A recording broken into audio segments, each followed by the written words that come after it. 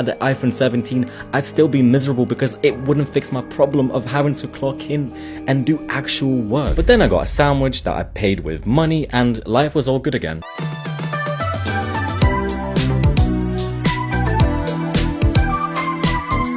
As I was playing with my clock, I realized that I was completely by myself in this venue. Like, seriously, there was no one here but me, which gave me time to think. First of all, how am I already on 81%? And second of all, it made me think about the time when this phone came out. Back in 2019, iPhone 11 was the GOAT. I remember watching this specific advert, and when they showed off the ultra-wide camera for the first time, I was like, whoa, that's pretty cool.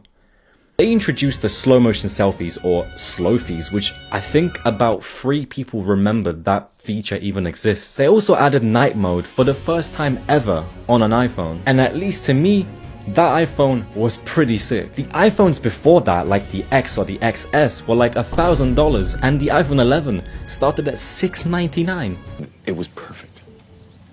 Perfect. Which is why I think most people who had something like the iPhone 8 upgraded to the 11 and never looked back. And seeing how it's still getting the newest updates, including the new iOS 26, the liquid glass, 6 years later, I don't think there's a good incentive for people to upgrade. Anyway, I was thinking for so long that I actually got told off for sitting around, and as I was leaving, I realized that even with a supposed 100% battery health, you could run into battery anxiety problems, seeing how I didn't really use my phone that much today. But then the next day, as I was flipping some burgers, I noticed that there's no macro on this phone, meaning that you can't get super close to objects like you could on the S25 Ultra, and look how juicy that burger is. How much will this impact your everyday life? Probably not that much, unless you want to know how juicy your burger is.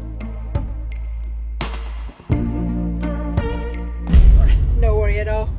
But then I was thinking, if this is the first iPhone with an ultra-wide and a night mode, how good is it? Also, this is a little creepy. Why did I pick such a late time to do this?